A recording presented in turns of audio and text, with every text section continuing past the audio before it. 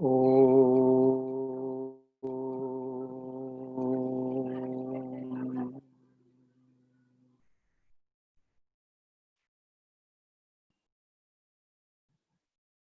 Om Sahana Bhavatu Sahanau Bhunaktu Sah Viryam Karavavahai Tejasvinavadhetamastu Ma Vidvishavahai Om Shanti Shanti Shanti.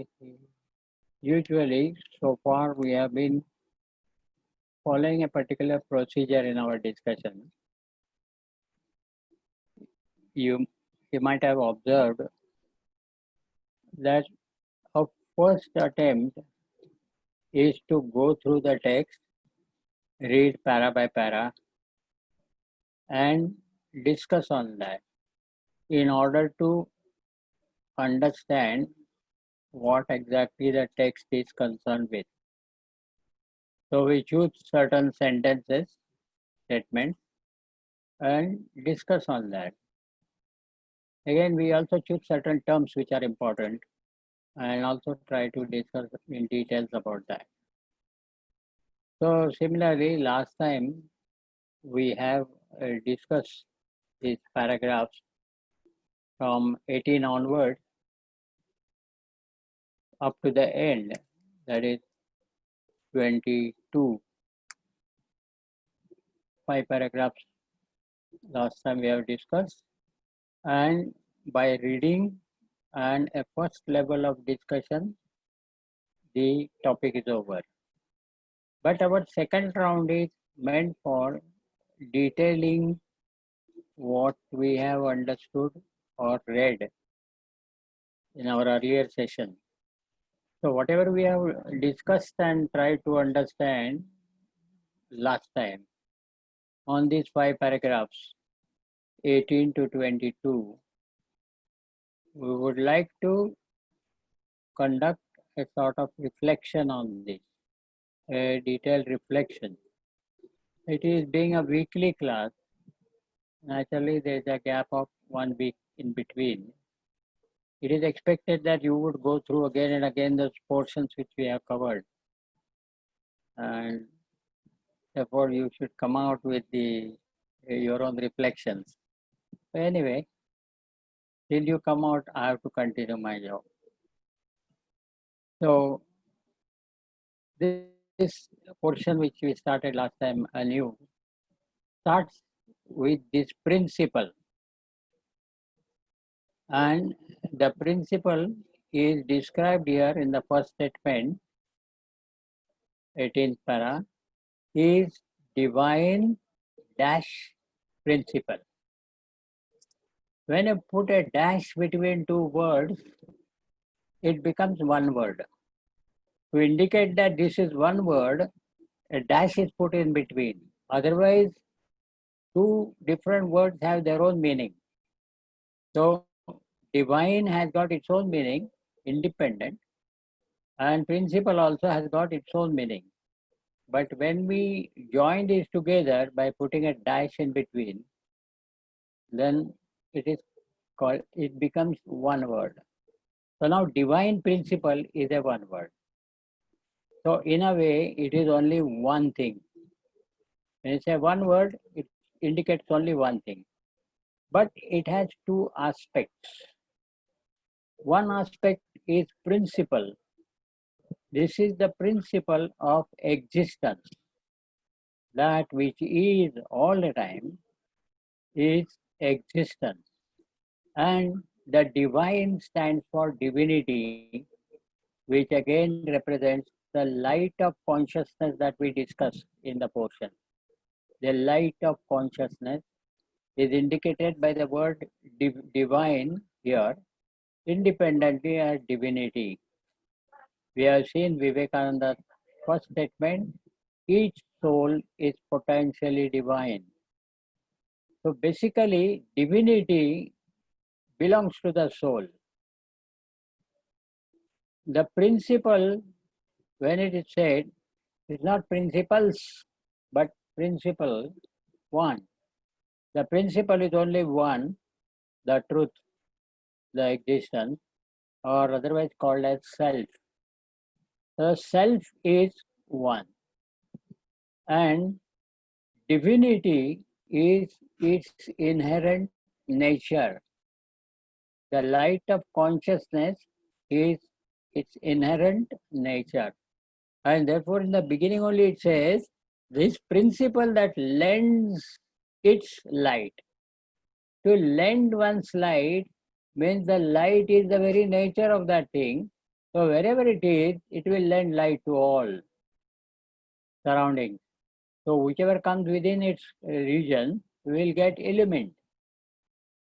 So divine stands for the self, which is the one, and sorry, principle stands for the self, which is the one, and divine is what we have discussed as the light of consciousness, which is the nature of the self.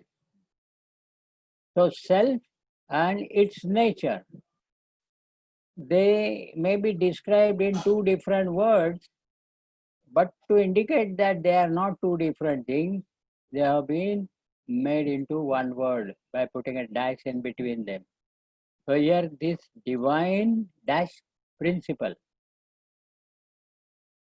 So one principle having divinity at its nature, which illumines everything around. This is an immediate meaning of the word divine principle. Now still we will have to see what is the relationship between the divine and the principle. It is a relationship like a sun and its light, which cannot be really separated. However, sun is one and its light is spread everywhere in all directions. So the light is available everywhere, but sun is available only at one place. Understand? Therefore, this self is only one and its light is available everywhere. So now this light, our concern of this light is in all living beings. We don't consider inert things at this moment, though it is there also, but we want to observe how it has an effect on a living being. So plants, animals and man, this is a living kingdom. And the light of consciousness from the one self, the sun of the self, is called Atma Bhanu. This compared with the sun. Bhanu is sun. So this self is compared with the sun. One sun and its light is everywhere. Therefore, this light of consciousness is pervading in and through all the living beings, plants, animals, and man. Therefore, this is the first statement we have seen here is this principle that lends its light to every being is divine principle, the Atman, comma, the self, according to Vedanta. So the scripture is quoted, Vedanta Shastra is quoted, so that it's not personal opinion of the speaker.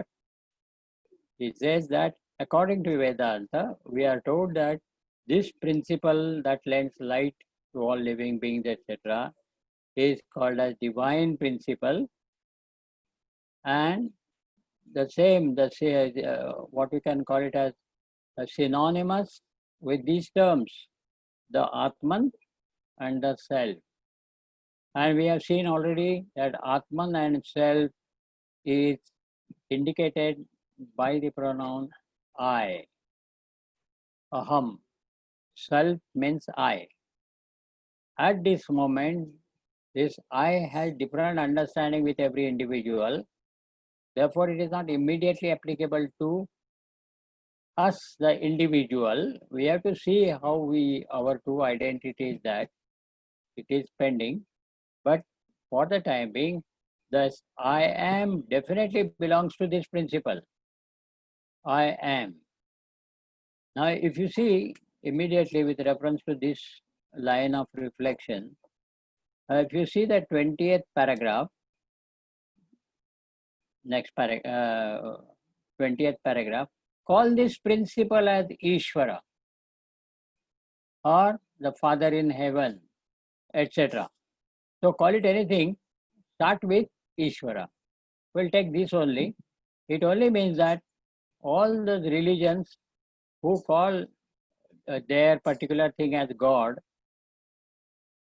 that is represented by this principle. And the principle is defined as divine principle, which means that principle is one and its inherent nature is the light of consciousness. Now, why it is said light of consciousness? Why it is not enough to say consciousness?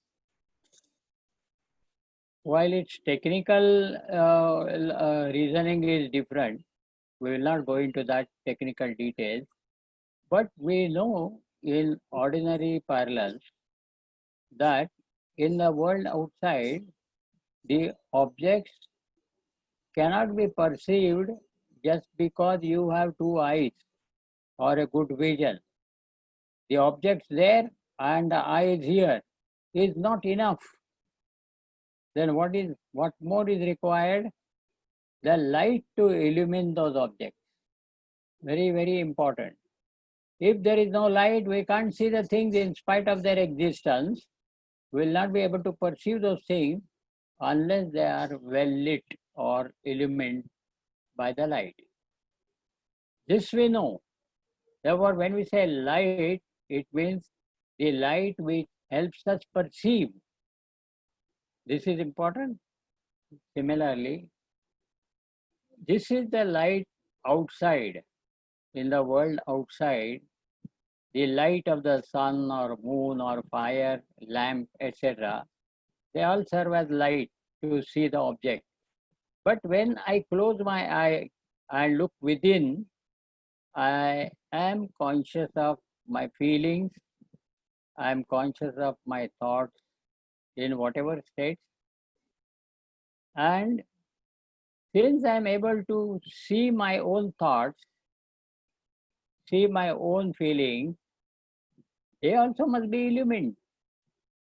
Without their being illumined, I will not be able to see my feelings. When I see I have got this feeling in my mind, I am conscious of that feeling. First thing, the very fact that I am conscious of that feeling, it means that the feeling is illumined. With what it is illumined? We are told it is consciousness. So we, by custom, by tradition, we have accepted this, that a consciousness is termed as the light of consciousness. The light of consciousness that illumines the object, that to be illuminated are the objects. So Prakashya is illuminated or to be illumined, and Prakashaka is the light. So the light illumines the objects outside. That light is, of course, the worldly light of the sun, moon, lightning, fire, and the stars, etc. But when we turn within, this light has no access in our inner world. And still, we see our own feelings, our own ideas. In what light we see this is a natural question. To that it is answered, it is the light of consciousness. So this light is only just because we know light is required outside to have our transactions with the world. We can't do any transactions in the world without light, whether day or night. Similarly, within the world of emotions and thoughts, also we will not be able to transact or interact with this world without light. Then what is the light in which I see my emotions and thoughts? That is called the light of consciousness. That light of consciousness is termed here as divine. In the divine principle, that light of consciousness is termed as divine. So divinity or the divine is the light of consciousness. Now, if we understand this, then the principle is considered as the sun, like the sun, and this self, the existence or the one principle, has its own light. It is self conscious. And this light of the sun as the self is spread in all directions, right? Now the ray of that light of consciousness has entered our within and is reflected in the intellect. And in that light, that ray of light is enough for illumining our private personal world of emotions and thoughts. That is enough. A ray of light of consciousness, which is the nature of the self, is enough to illumine our inner world of thoughts, ideas, feelings, etc. So thus we can see when here the first statement made this principle that lends its light to every being. So it is not only in me, it is in you, it is in he, she, it, and all living beings.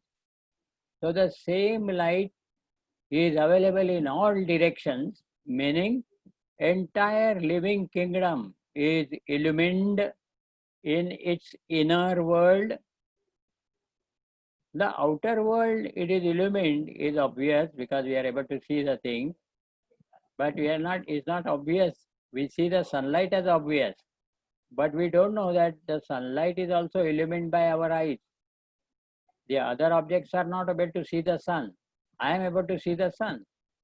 Therefore, this eyes is also called as Jyoti. It is called Netra Jyoti. Jyoti stands for light.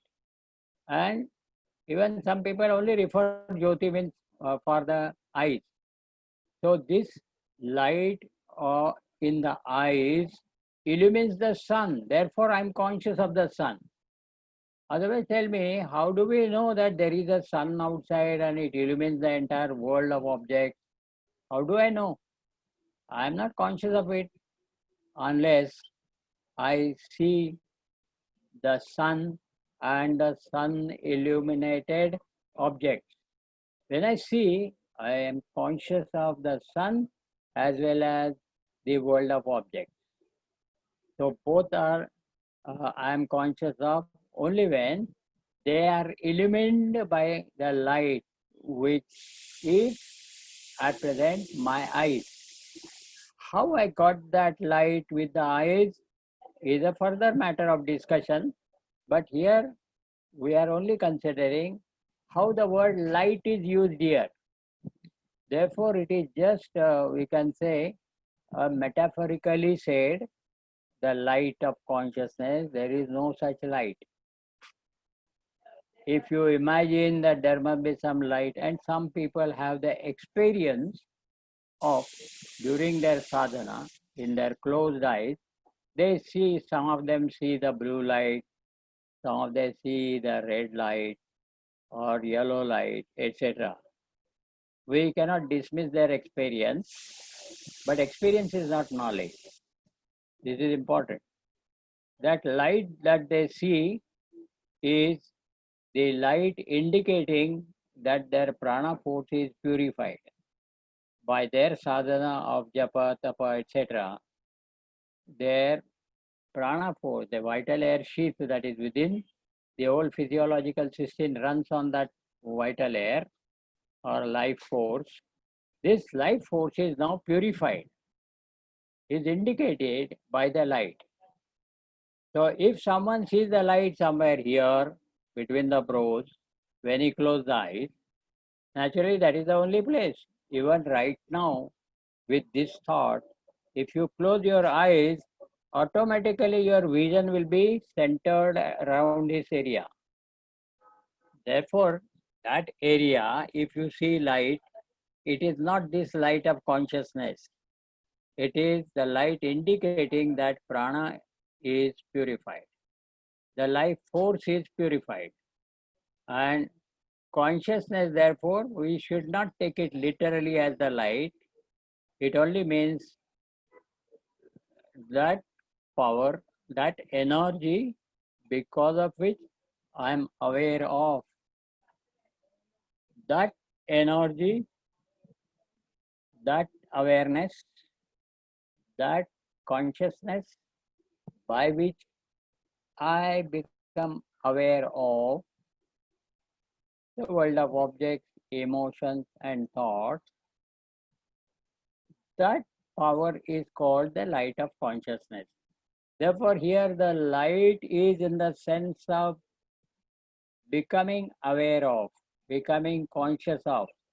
So the light, it is because of the presence of consciousness that makes me conscious of certain objects. Objects may be outside as physical objects or inside as emotions and thoughts. So what is the object of illumination may change differently, but that has to be illumined is important. And when we go into the inner world, outer world it is clear, sunlight, etc. But even that is illumined by the inner light. And here in the inner world, it is the consciousness that illumines our inner world of thoughts, feelings, emotions, etc. Therefore, this is the first clarification about the word light. It is just customary because we are well conscious in the world outside that without light we cannot perceive the things. So the light word is carried forward even for the inner light. But we should not misunderstand that to be a light as we see the sunlight. It is only a power, energy or consciousness because of which I become conscious of the things outside, objects, inside, feelings and thoughts. So I, the person, the jiva, the individual, I become conscious in the light of consciousness. The objects such as outer objects and inner objects as feelings and thoughts. So this is, I believe, very clear now.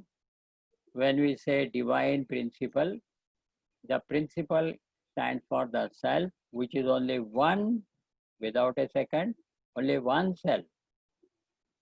And the divinity is its inherent power of consciousness or awareness. And in this awareness, I become conscious of objects, emotions, and thoughts. So there is a divinity, there is myself, and there is my world of OET. This is what so far we have understood. So this is the concern of the first statement in the 18th para. This principle that lends its light to every being is the divine principle, the Atman, the self, according to Vedanta. So this is the scriptural statement, and we try to understand that there is a self, the energizer in terms of energy, the energizer whose nature is energy. That energy is called as awareness, objectless awareness, or consciousness which illumines the object. When it is dealing with objects, when it is a concern of objects, then it is called as consciousness. So consciousness, when we say, it means that it is conscious of certain objects. But when we say awareness, it is merely an objectless light of awareness. light, take it in a lighter vein. Don't take it literally. So it is the awareness which is objectless and infinite, no limit. This awareness, when it comes through conditioning, like electrical appliances, we saw the fridge, the air, the light, bulb, etc. It through different conditioning, it manifests as consciousness, which then illumines the world of objects, emotions, and thoughts in all living beings. Since it is dealing with all living beings in the world or in the creation, is called as Ishvara. Ishvaraha is a technical term and it is more scientific than any other term. God or Father or this.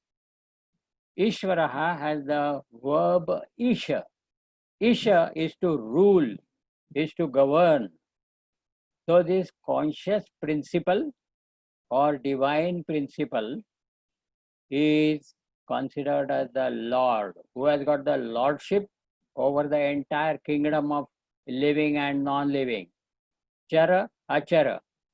Achara is non-living because they don't move like stone and minerals. And Chara means moving, which means they are associated with prana force and therefore they now move. So pranis are considered because prana force is acting in them. So all living beings are considered as pranis because they have prana force in addition to their inert nature. They are like other inert forms only, like minerals, but with added prana force, they become living beings. They move about. And in all living beings, they have their subtle body called mind. So all living beings have a mind.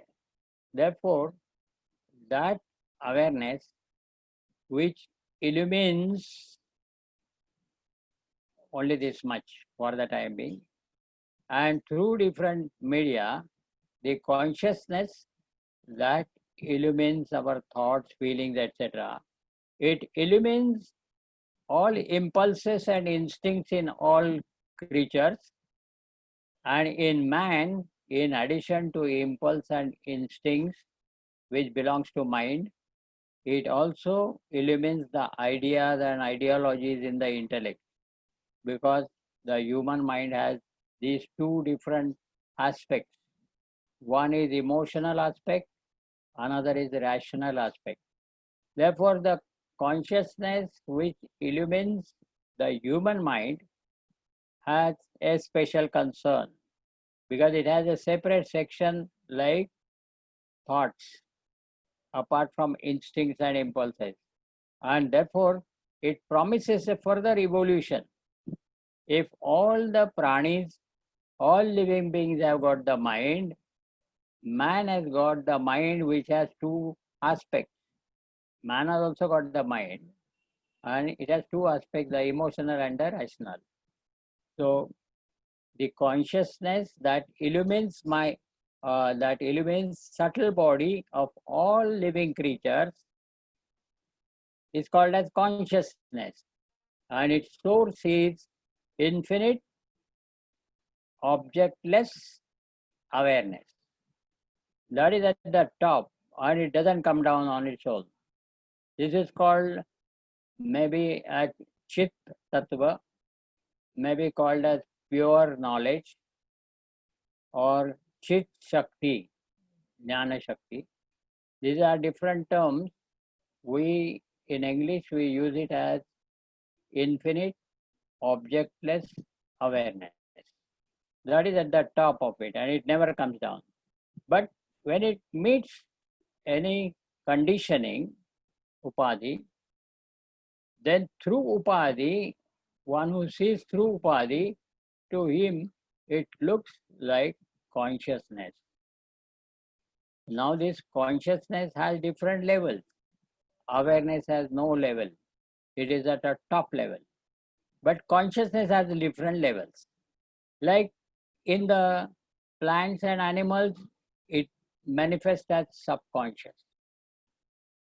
In man, it manifests as conscious. Conscious stands for intellect, subconscious stands for mind.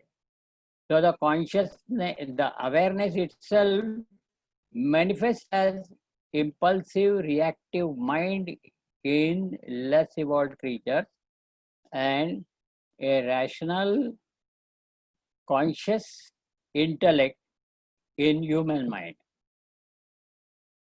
We have got only two mainly bodies. One is called gross outer body and another is called subtle inner body. Two bodies. So body, mind and self. For all practical purposes, we have only three considerations.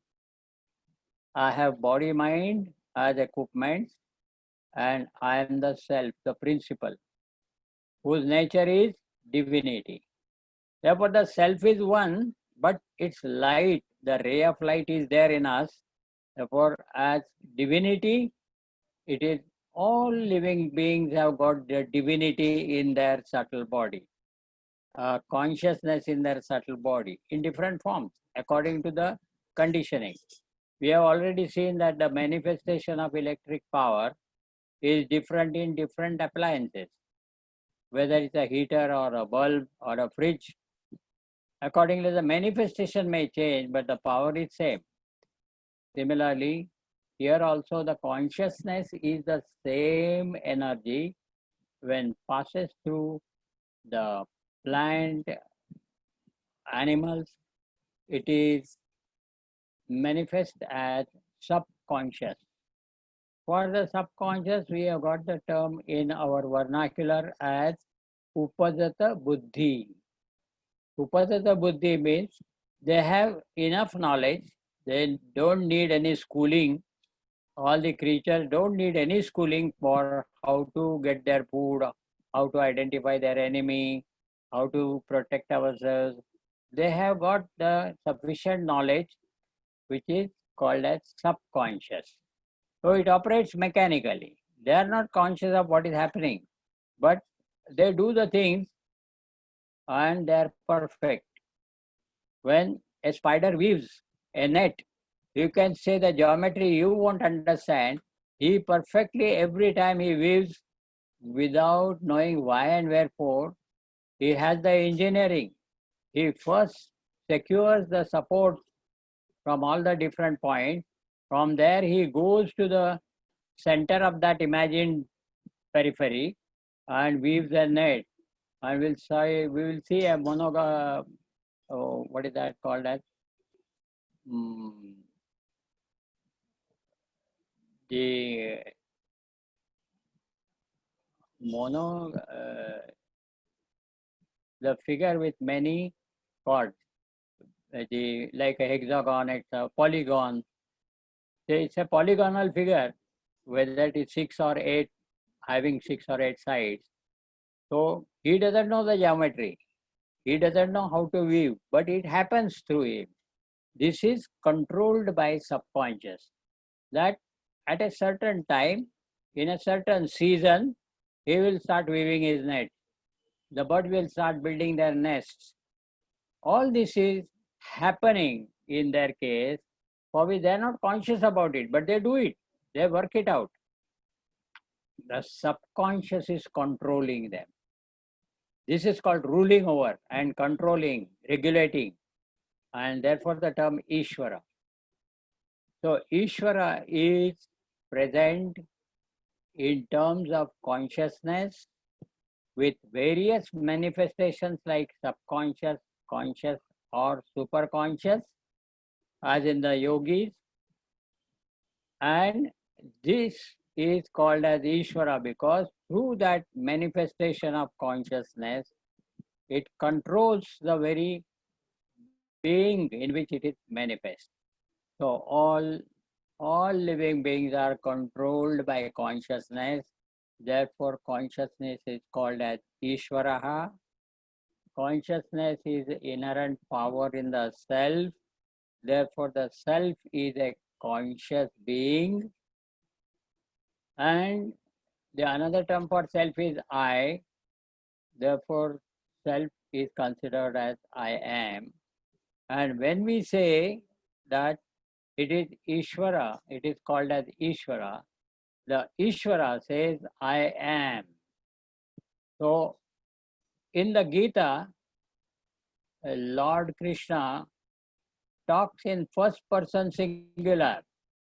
He talks about himself, he talks about his own energy as consciousness. So this will be referred here later paragraph, and when it comes to that, we will see that in the next paragraph.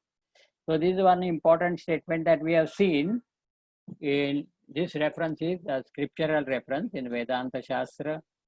This statement is taken from that. Swamiji has introduced us. Now the second part of this 18th paragraph is that the principle with which I gain my experiences, you gain your experiences, he gains his experiences. Now it has come to the experience level. The experiences are possible because of this principle. The principle with which I gain my experiences. So still here, who is the experiencer? I am the experiencer. I have a consciousness as present in me, which lends light, because of which I am conscious of my thoughts, feelings, and outer world. And I am also conscious of experiences. I gain experiences because I am conscious of them. Otherwise, whatever transactions takes place outside, even my interactions, if I am not conscious of it, then I don't know what happened. But when I know what has happened and it is my experience, then this experience is also possible in the light of consciousness. This is immediately we are talking, we are reflecting more on consciousness, and here it is said, it is always our base of discussion is the text. So the principle with which I experience my experiences. So whatever experiences I gain through interactions with the world of OET, I am conscious of it. Yes, I got this experience. I am conscious of it because my experience is illumined by consciousness. Therefore, I become conscious of it. So I can say I had my experiences in the childhood. I remember my experiences in the youth. Our earlier description we have seen. And now I am conscious of my experiences in the old age. So likewise, these experiences are illumined by consciousness. Therefore, I'm conscious of my experiences related to the outer world or the inner world. This is the important thing. So here, when I say I gain my experiences, who is this I? Please raise your hand. The principle with which I gain my experiences. Who is this I? We are not doing Individual. individual, otherwise called as with reference to BMI chart. PFT. PFT, right? Perceiver, feeler, thinker, I, the individual. The perceiver perceives the world and is conscious about the experiences that he gains from the outer world. He is also conscious of his inner world of emotions and gain the experiences therefrom. So, the one who gains the experiences at this level of discussion is PFTI, right? Perceiver, feeler, thinker, I. And still we maintain that perceiver, feeler, thinker, I is the subject who interacts with the world of OET objects and gains for himself the experiences, correct? So far so good. He gains the experiences because of the principle that is present in him. Principle is called a divine principle. The principle is only one, not it is present in all the living beings, but its light or consciousness is present in all the living beings, like sunlight, and a ray of that consciousness that is present in each one of us is adequate to illumine our inner world of thoughts and ideas. So that includes the outer world of objects also, because the object is also represented by thought in the inner world. So this much. The second part is of the experience. First part is of the life, the divine principle. We saw the two aspects of it. Those two aspects appear different, but they are made a single word by putting a dash in between. Therefore, it is called existence consciousness or Atman or self. These are the terms for that, which includes both the existence and consciousness. So Atma, when we say it is Sat Chit Atma. Sat stands for existence, Chit stands for pure knowledge. So Sat and Chit, they are not two different things. If they were two different things, there would be a problem. Think, for instance, if existence is without consciousness, that existence is like a stone, inert existence. It is not conscious. And imagine the other case where there is a chit without sat, there is a consciousness without existence, then it becomes an imagination because it is not supported by existence. The sat aspect is not there, so it is imagination. Sat without chit is inert existence. The Atman is not inert. It is in fact the source of all energies. So Sat without Chit is inert existence, which is cannot be, and Chit without Sat is mere imagination because it is not supported by Sat. It is only imaginary, therefore false. Therefore Sat is Chit and Chit is Sat. Therefore Sat-Chit is one word. Therefore divine principle is one word. Divine stands for Chit and principle stands for Sat. This is one and it is called self or Atman. So far so good. Is there any problem, any question, any further discussion required? Then we saw that it is this principle that enables us to get the experiences. This was our second point. And now we go to the last point. The last point is all these equipments, no doubt, but they are blessed to express themselves severally by only one vitality, the electricity. So now the third point was that it rules over like Ishvara. It is called Ishvara. In the 20th paragraph, it is called as Ishvara. Call this as Ishvara. Ishvara word is a technically right word because Isha is to rule over, to govern, to control, to regulate. These all ideas are suggested by the term Ishvaraha. Therefore, consciousness is called Ishvara.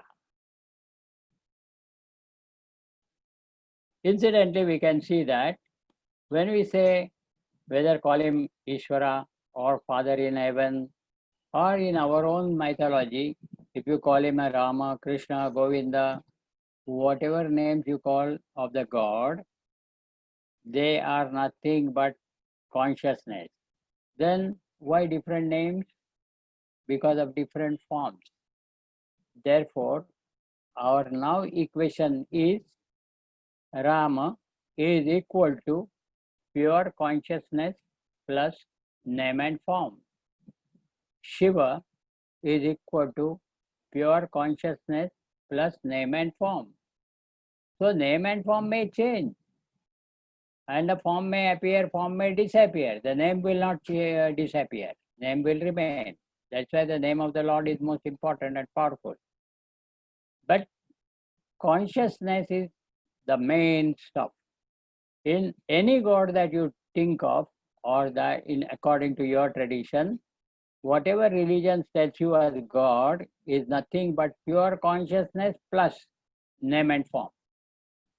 This brings us to a great vision that God is one. Ekam Sat Vipraha Bahudha Vadanti. The truth is only one. The Lord of Lords is only one. But the wise people talk of it differently according to the audience to whom they are addressing. So therefore the names may change whether you worship Lord Shiva or Lord Vishnu, Rama or Shiva. Whoever you are worshipping as God, basically understand it is pure consciousness. And for your easy perception, Saguna, you have chosen one particular form. It may be of a Lord, it may be of a man like your teacher, it may be even a book, if you consider that as your teacher or that as a Lord. Whatever you consider as Lord, consider it is a consciousness with form. That's all.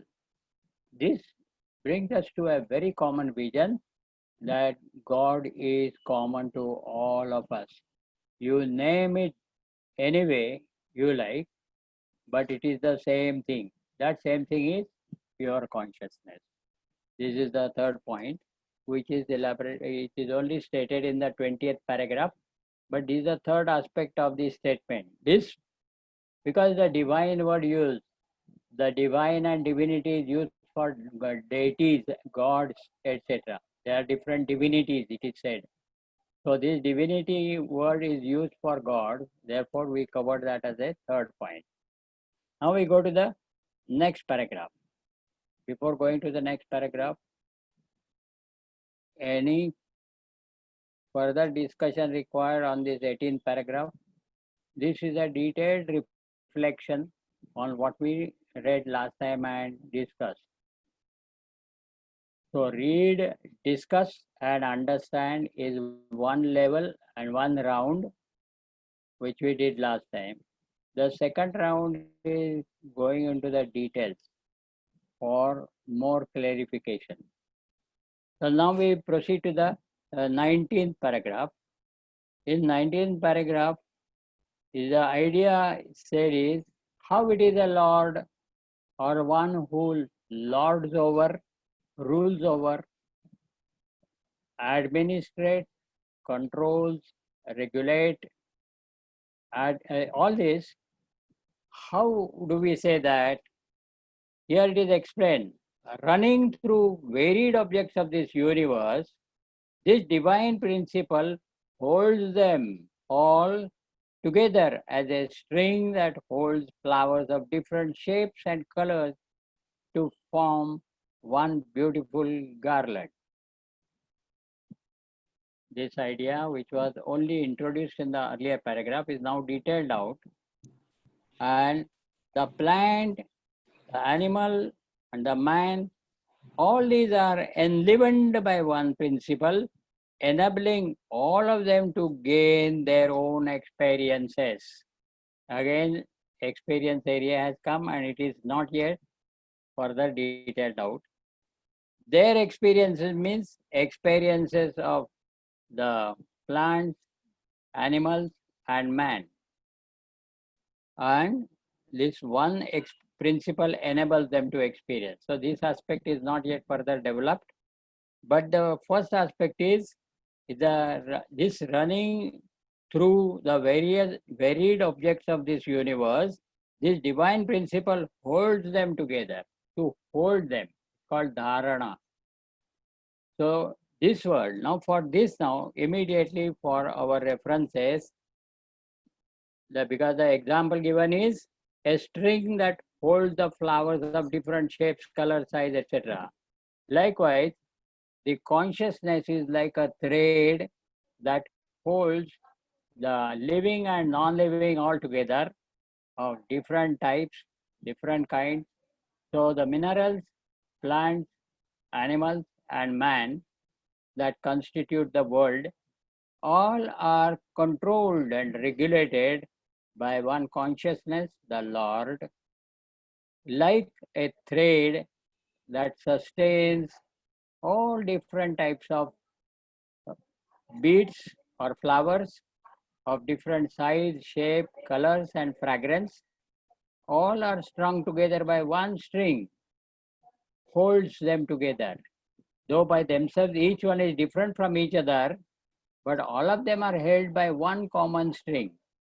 Now, this example we have in 7th chapter of Gita, and we should see that a 7th chapter, it is the 7th verse, 7 by 7. Chapter 7, verse number 7. Matta parataram nanyat. Now consider consciousness is speaking to us. The Lord Krishna represents pure consciousness.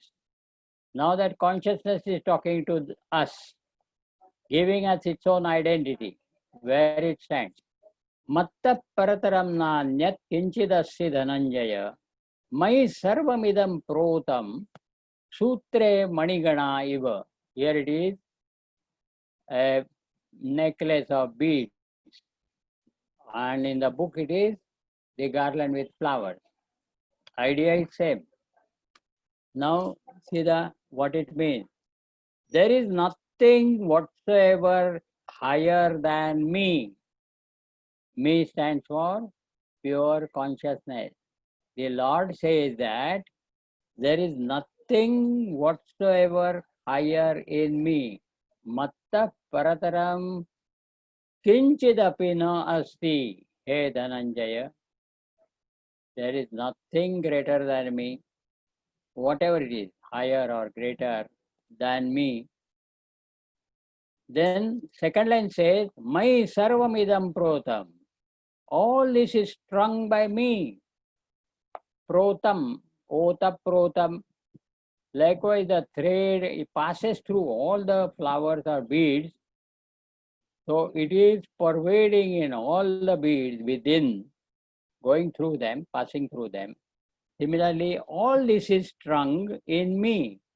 When you say all this, sarvamidam, it is called the creation or the world. This entire world of things and beings, of living and non-living, is strung by me, is held together by me, is sustained by me as cluster of gems on a string. Here, sutre manigana eva. Sutra is a string, manigana is a gems or beads. The cluster of gems or beads is together held by a string.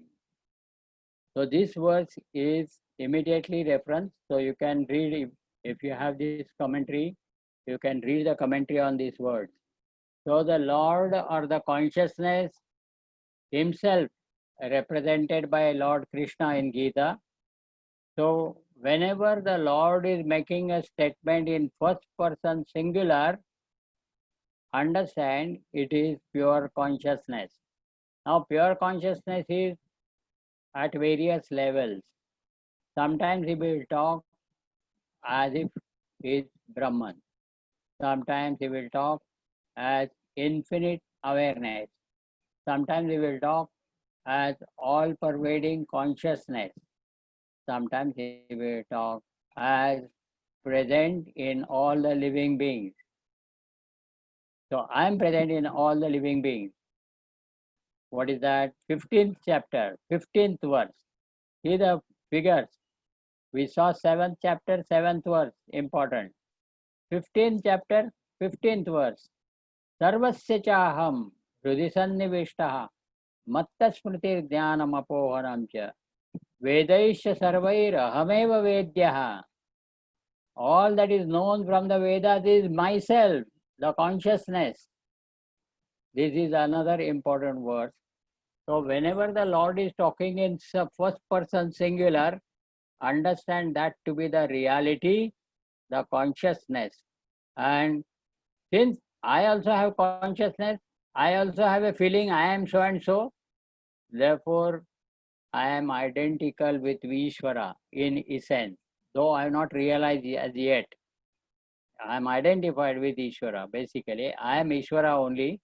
But since I do not know that or I have forgotten about it, the science of religion has to bring the Ishvara out and put it before as the controller or ruler over the entire creation. When I understand that, oh, this consciousness is myself, then I become Ishvara. See the difference?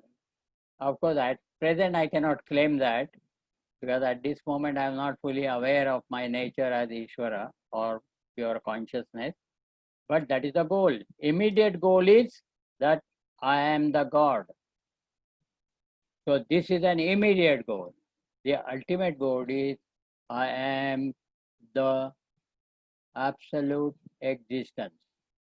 That's the ultimate. It's too far. We are not immediately bothered about that. What is immediate our concern is that I am God.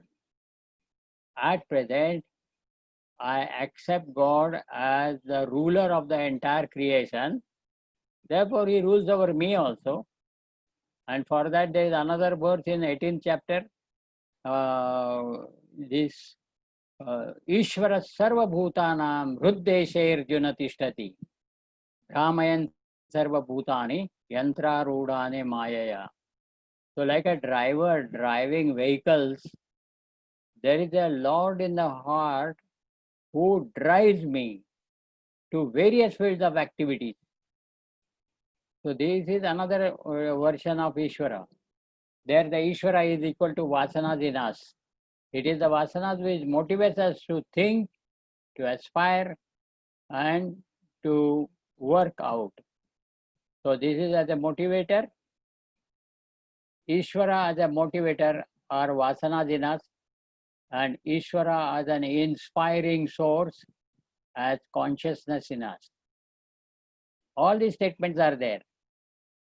Sarvasya chaham hridi sannivishtaha, it is a consciousness in us. Ishvara sarva bhutanam hruddeshairjana tishtati, it is the vasanas in me. Therefore, what I should do is controlled by my vasanas. What I should know is also controlled by the Lord in us as consciousness. At a right time, He will give us the right understanding. Whatever He gives us is right for us. That is what we have to observe. So here what we saw is the following paragraph, the 19th paragraph we saw. It's an illustration of a garland, and in Gita we found an illustration of a necklace. Both are meaning the same. Essentially, the example also is essentially same. What is important is that it is the thread which sustains the different types of flowers, different size of flowers, and we have to arrange properly, starting from a small flower, small size flower, to a larger size coming at the center of the garland.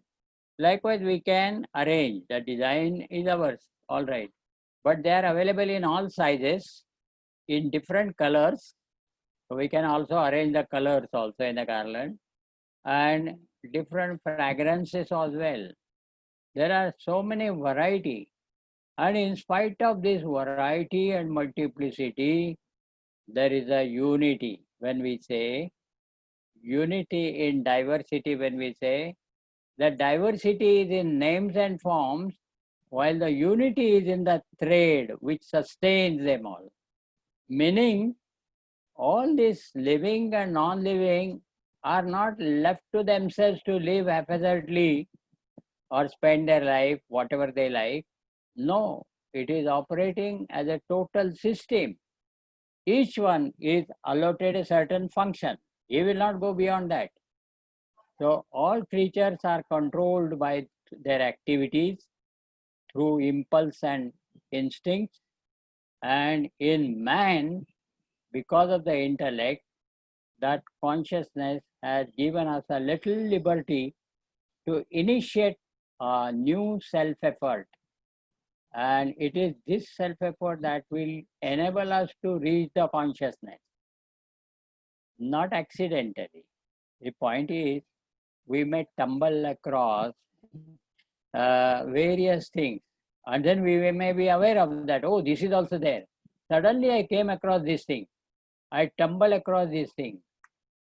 Please note that ignorance is not the thing that we tumble or come across. It will never be, because it is with our own self. We don't come across our own self. We come across the various objects. Since the ignorance we cannot ordinarily come across, we need to take deliberate efforts to remove this ignorance by knowledge. It will not happen. We will not at one fine morning come across ignorance and say, oh, I'm ignorant also. Then let me remove the ignorance. It will not, never happen like this. I will never come across my ignorance. Therefore, this ignorance I have to recognize by cause and effect relationship. Why I am behaving like this? Why I am suffering in the world? I have to see the cause. And if you see the cause of all sufferings and sorrows, it is finally pinned down to ignorance of the self. I do not know that I am consciousness. I lend light to everything else. Therefore, how the light is involved in what it elements? The light remains independent, unattached, and it is not involved in what it elements. We have seen the example of the street earlier also. So, in this also example, we see a sustainer, a sustaining force. Consciousness as a sustaining force for the creation. It controls, and the entire world of things and beings, of living and non-living, are in a set pattern to serve as a system. They are not allowed to do what they like. They are controlled by consciousness. Therefore, he is called as Ishvaraha, the Lord, who lords over them, who controls the all less evolved creatures through their impulse and instincts, over which they have no control. Moment the instinct comes in the mind, that fellow will behave according to that instinct. It has no choice. Likewise, the consciousness controls as the thread sustains different types of flowers. That was our 19th paragraph. Now we go to the 20th paragraph, which we have already covered. Call this consciousness as Ishvara, or Father in Heaven, or Khuda, or Buddha, or by name as you will, any name you like. That's why I said it can be a book also, it can be my teacher also. When we say Guru Deva, the Lord is in the form of my teacher. So this also, we can conceive the God in any form we like. If we think that this is the teacher, it taught me the lessons, it may be a book. Why? For an alert seeker, he was just dozing under the tree, and one bhajiwala selling vegetables, he shouted, soya, palak, chuka. These are all names of the vegetables. But this fellow who was dozing, he just overheard that soya, palak, chuka means one who is asleep has wasted his time. Palak, chuka, his time is slipped out.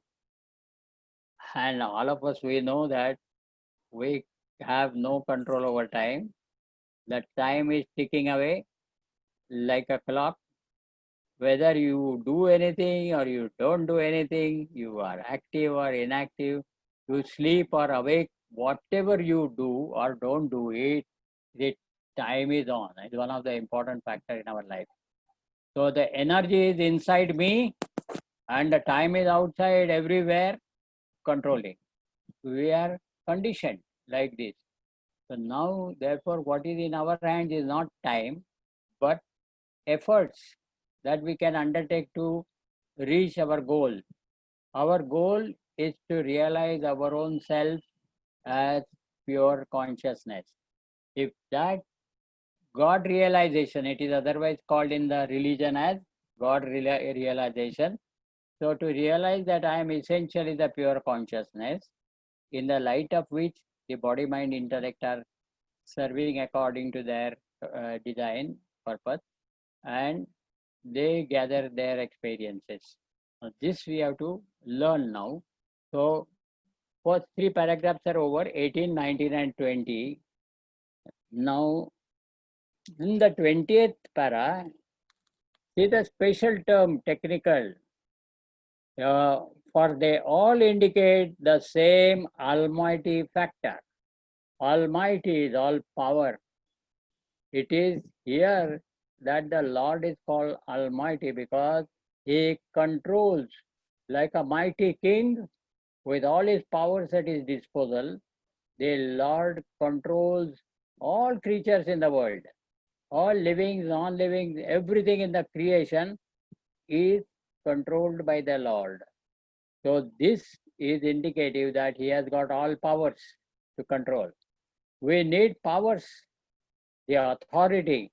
When we say you are responsible for this, then you also need to have authority to shoulder your responsibility.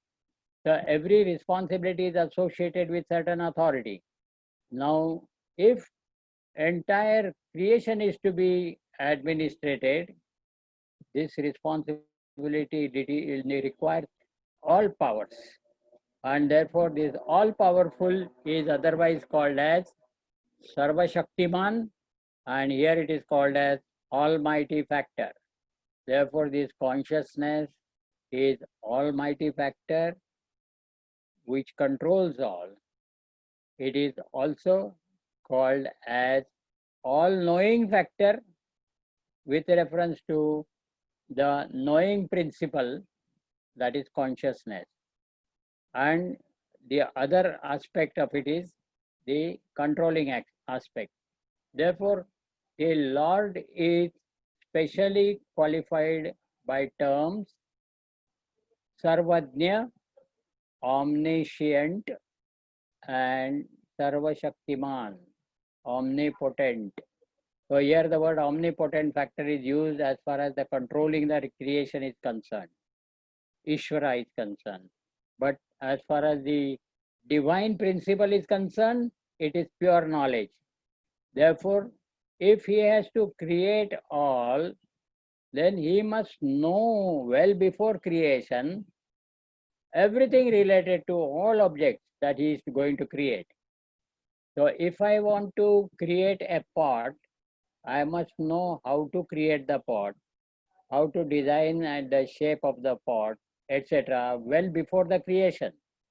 Similarly, the Ishvara, the Lord, knows before the creation, he knows everything, how to create, what to create, etc. Therefore, he is omniscient, he knows everything. Sarvajnaha, Sarvasya Karta, Sarvajnaha. Ghatasya Karta, Ghatajnaha. The maker of the pot knows the pot. Similarly, the maker of all knows all. Therefore, first he is omniscient, Sarvajna, before creation, and after creation, he has all powers to control the creation. So this is another aspect of it. Thus, we have here introduced Almighty factor in the 20th paragraph, and we have added to it all-knowing factor also. The consciousness has got these two aspects. Through prana force, it controls, and through knowing principle, it knows everything in all the beings. There is nothing that is unknown to him. In all the stories in Puranas, when the Lord asks something, The devotee first says, "Oh Lord, you know everything, what to tell you, but I am telling you now this." So when they come to have some request, etc., their problems, then he asks them, for what you have come? So he says, "You know the Lord, what we have come for." So these are formalities. Lord knows everything. What are the intentions, your intentions, etc. So he is the all-knower and all-powerful, almighty. These two terms are belonging to consciousness, the Lord. Now we have come to the para, which is which should be our entire attention should be concentrated upon, because this paragraph gives us the mood of contemplation or meditation. Having discussed, reflected on all the earlier three paragraphs, now Swamiji give us the exercise for meditation. Now we have within us consciousness as divine principle, as divinity, as self, and therefore as I am. I am the consciousness. This is one aspect. Then I'm illuminating the body, mind, intellect, and their functions. This is the second aspect. And the third aspect is the experience aspect. Now see how we should meditate.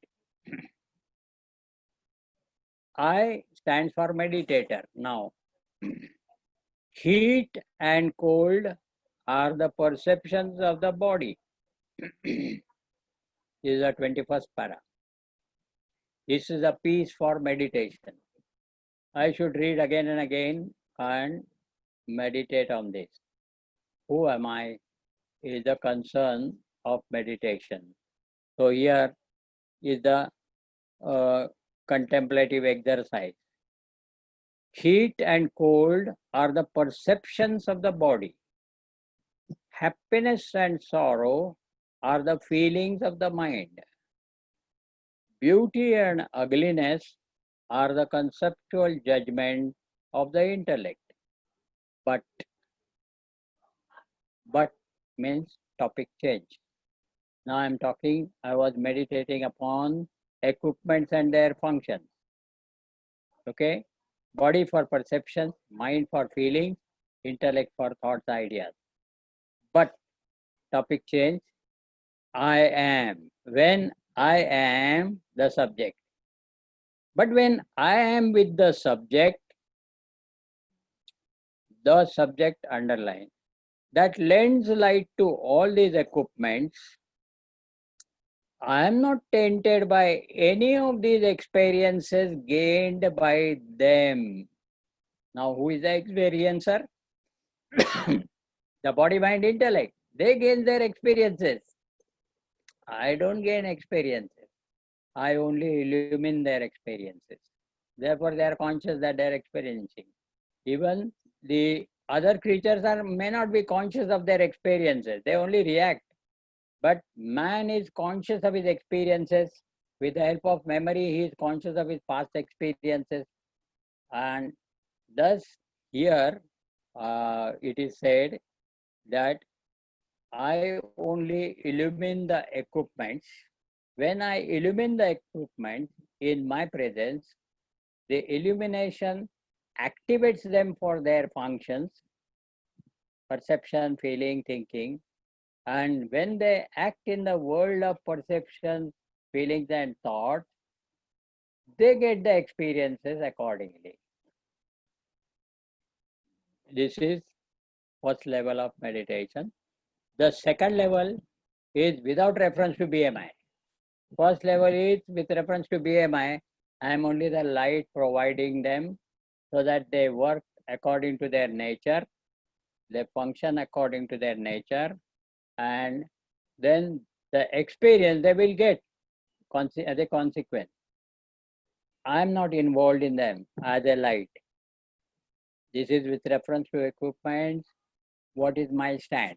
what is my understanding as a self. Now, about myself without reference to equipment, then it is rooted in the subject. I must come to experience the divinity. I must come to experience the divinity, assurance.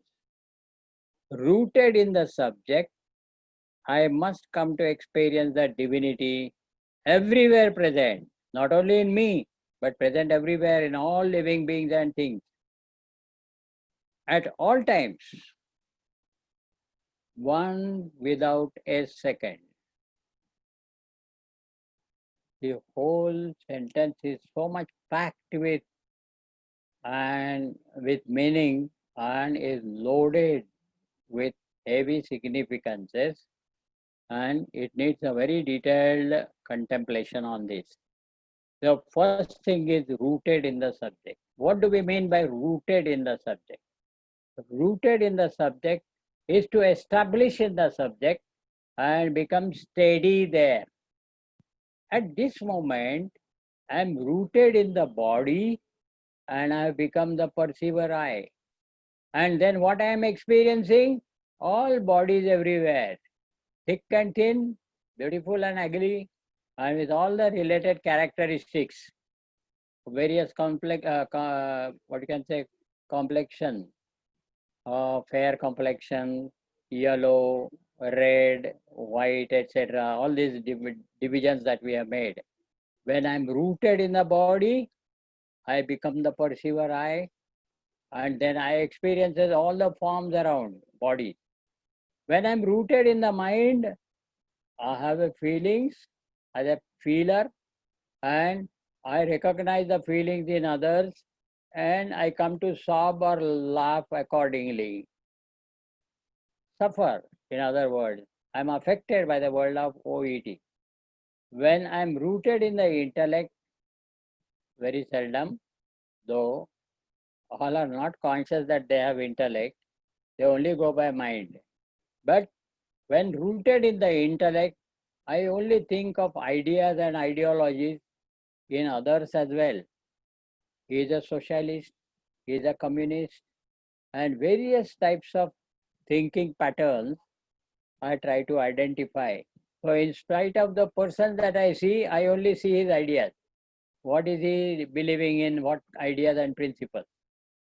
So, now when I am identified with the subject, now with reference to body and sense organs and sense objects, I am the perceiver. This is a related subject. It is not 24 hours I am a perceiver. Therefore, this perceiver cannot be called as absolute perceiver. Similarly, the case of feeler and thinker. All of them disappear when I am in a deep sleep. None of them present. Therefore, they are relative subjects with reference to relative objects, but they cannot be considered as absolute subjects. So the relative subjects can be referred as perceiver I, feeler I, thinker I, but the absolute subject is called as the subject. The article the is enjoyed only by one. So the subject, when it is one, it is the subject, meaning the consciousness is the subject. The consciousness is the real I in me. And the fake or relative I's are perceiver I, feeler I, thinker I. Instead of calling, if fake I is too much for you, then call it as functional I. Perceiver I, feeler I, thinker are functionaries, and they function according to the situation. And afterward, they are no more functionary. Therefore, they are relative I's. With reference to relative I as perceiver I, feeler I, thinker I, there is an absolute I. This absolute I, for the time being, is considered as consciousness. Consciousness, therefore, is the reality in my life. And to realize this reality as myself is the goal of human life. nothing else. If this is achieved, everything else is as well achieved. If this is not achieved, whatever else you achieved is going to lose. All other gains are relative because they are subject to loss. Every gain that I have in my life was subject to loss. There is no gain which is permanently with me. They are all relative gain. Is there a gain having gained which it is not subject to loss? Then that is the only gain. And that gain is of consciousness as I. And this is called the subject. This is called absolutely the subject. Consciousness, therefore, all of us are in our essence one consciousness only. We are not many. We have one common consciousness as thread passing through the beads or flowers. Similarly, the consciousness is a thread that passes through all of us. We are different in our ideas, thoughts, desires, feelings, perceptions, etc. But we are all same from the standpoint of consciousness that runs through all of us. I am that consciousness. So now see, first thing is that equipments and their functions are meditated upon. Heat and cold are perceptions of the body. Likewise, three equipments are meditated upon for their functions. Then the second, I am with reference to equipment. So the second one is, but when I am with the subject that lends light to all these equipments, then I am not tainted by any of these experiences gained by them. So we need to know, and we have already discussed this point, that light is not concerned or attached to anything that it illumines. Suppose if an object is held in light, that it illumines the object. If the light is attached to that object, then even when the object we take away from the light, the object should carry some light. That is not the case. So long as it is bathing in the light, it is illuminated. When it is away from the light, it goes into the dark, and we don't know whether it exists or not. Therefore, this illumination, the subject, when I am the light of consciousness, illumining them all, body, mind, intellect, and their functions as well, and their experiences as well, I illumine their experiences also, then I am not tainted by them. So I am not affected by the perceptions, the sorrows and sufferings of the mind, or the ideas and ideologies of the intellect. I am totally independent of them all. I only illumine them all. And in the earlier paragraph, we have seen it's only in my presence that they are activated and able to function according to their nature. This was a great exercise in meditation. And lastly, now I am reflecting as myself without reference to equipment. First, equipment and their function. Second, myself and equipment. And lastly, myself without equipment. Rooted in the subject, when I establish in the subject as consciousness, consciousness is the subject. So by repeated meditation, by repeated contemplative exercise on this paragraph, when I am fully convinced that I am the consciousness and try to be in that state of consciousness, whenever I reach that state, at this moment, I have to think on body and its perception and said, I am none of them. I am neither the perceptions nor the body, and sense organ. Then I have to consider I am neither the mind and nor its experiences as sorrow and suffering. I have nothing to do. I only illumine them. Then the third one is intellect and its ideas. So myself with reference to my equipment and their function. This is second level of meditation. And lastly, I give up even the equipment and think that light is independent of these objects. Whether light objects are present, light is present. Even if the objects are absent, light is present all the time. Till I am alive, the life is present in me. The light is present in me. This is the this idea has to be repeatedly thought over and contemplated upon, that I am the light of consciousness which illumines the equipment, then they are able to function according to their nature.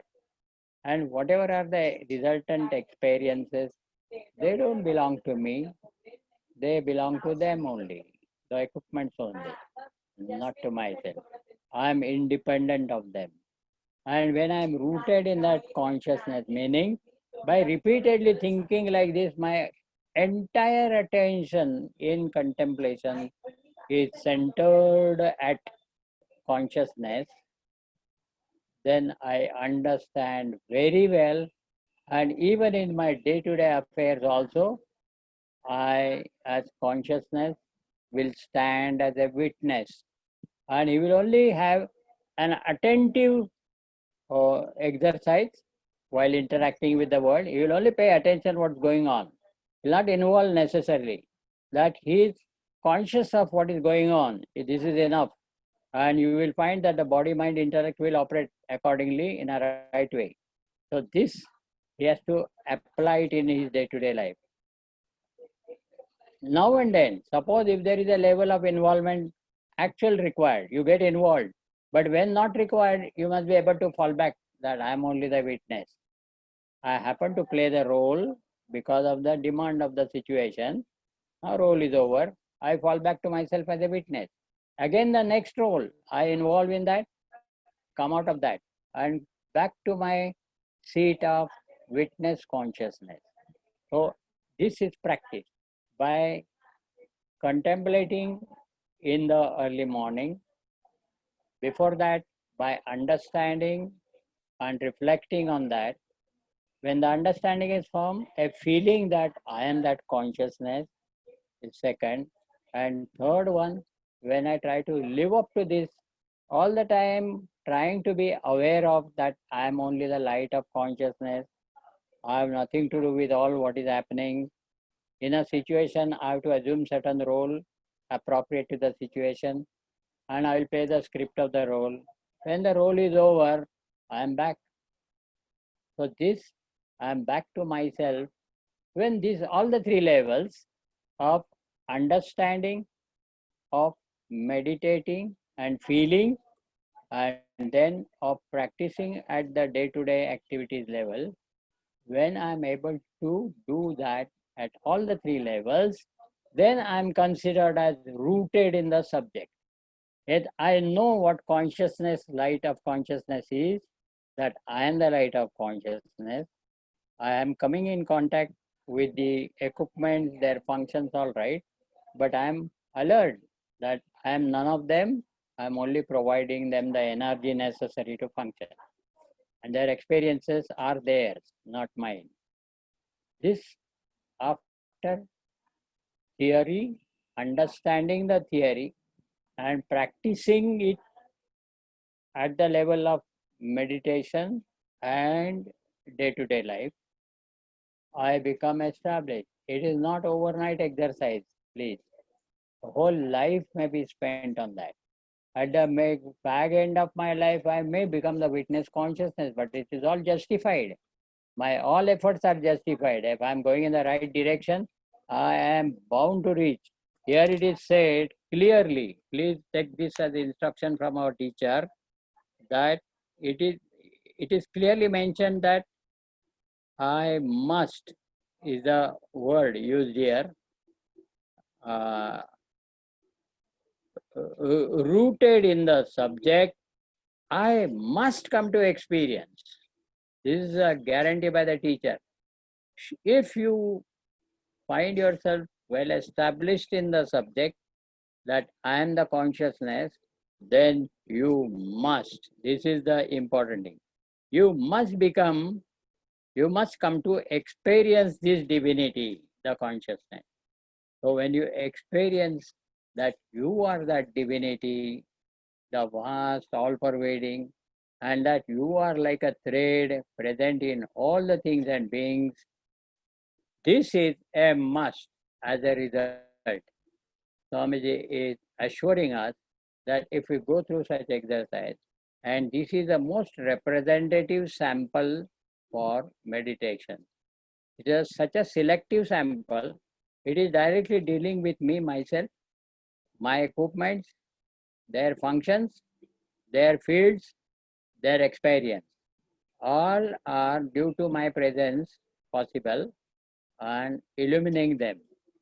So this, if it becomes very, very clear to me in understanding, in meditating, and in the practice while interacting with the world, then I am established in that. Once rooted and established in that, I must experience the divinity. When I say divinity, it is not just the ray of divinity, it is the total, all pervasive divinity. Therefore, then I will understand that I am the Lord who is present in the hearts of all. What Lord says in the 15th chapter, 15th verse, Sarvasya chaham hrudi sanniveshta, this is a statement made by the divinity. So it is not now the ray of divinity. I have understood the ray of divinity as light sufficient to illumine my inner world. Not only I am the ray, but ray has got its relation with the sun, and there are several rays who have got their orientation and location in the sun. Therefore, I am not different from the divinity in another individual. It belongs to the same light. It's only a ray of light in every individual. Together, it becomes the light of the principle. Principle is the illuminator, and his nature is illumination. So with this, when I am established, definitely there is nothing else to be achieved in life. This is the culmination of human evolution. And this one, once reached or attained, then one gets a total sense of satisfaction, a sense of fulfillment that he has lived his life well, and rightly. So this feeling of satisfaction is what we are working for. We want that sense of satisfaction. We are trying a lot of experiments with the outer world and with our inner world. We are trying to handle our emotions, thoughts, ideas. Nothing works. It does not give us satisfaction. There's a difference between happiness and satisfaction. In fact, there's a difference between pleasures, happiness, comforts, pleasures, happiness, satisfaction, and total satisfaction. So here we get the total satisfaction when we are established in the divinity. This is our entire goal, entire scope of what we have to do in our life, and everything is here covered. So first we have to learn to operate as a good operator, perceiver, feeler, thinker, I, handle our equipments and perform to the best efficiency of their performance. Then I am able to leave them and go to the higher level of promotion as a consciousness light, providing them the power to function.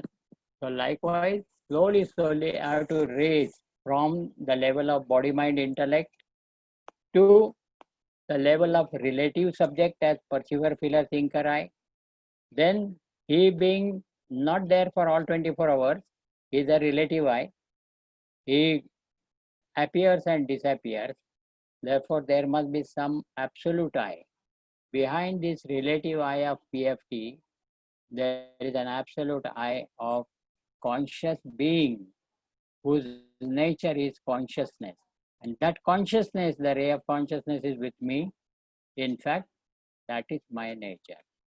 So if this is the total scope for reflection and contemplation. We have to go step by step, no hurry, but we must have an overall scope where we are leading and what is finally expected to own up. So with this we stop today. There is nothing to question. We have conducted the exercise of reflection, which is only indicative, not exhaustive within the time limit. And each one of us have to work on that and detail it out for himself so that then it becomes a ready-made exercise for his reflection and contemplation. And it is not from Saturday to Saturday, please. It is every day. You have to find out minimum half an hour to read this and think over this, reflect and meditate. So thus we now conclude with our this session with prayer, pledge, prayers and Shanti Path. We stand as one family, bound to each other with love and respect. We serve as an army, courageous and disciplined, ever ready to fight against all low tendencies and false values within and without us. We live honestly the noble life of sacrifice and service, producing more than what we consume and giving more than what we take. We seek the Lord's grace to keep us on the path of virtue, courage, and wisdom. May thy grace and blessing flow through us to the world around us. We believe that the service of our country is the service of the Lord of Lords, and devotion to the people is the devotion to the Supreme Self. We know our responsibilities, give us the ability and courage to fulfill them. Om Tat Sat. सर्वे भवन्तु सुखिनः सर्वे सन्तु निरामयाः सर्वे भद्राणि पश्यन्तु मा कश्चित् दुःखभाग् भवेत् ॐ शान्ति शान्ति शान्तिः ॐ असतो मा सद्गमय तमसो मा ज्योतिर्गमय मृत्योर्मामृतं गमय ॐ शान्ति शान्ति शान्तिः हरिः ॐ श्रीगुरुभ्यो नमः हरिः ॐ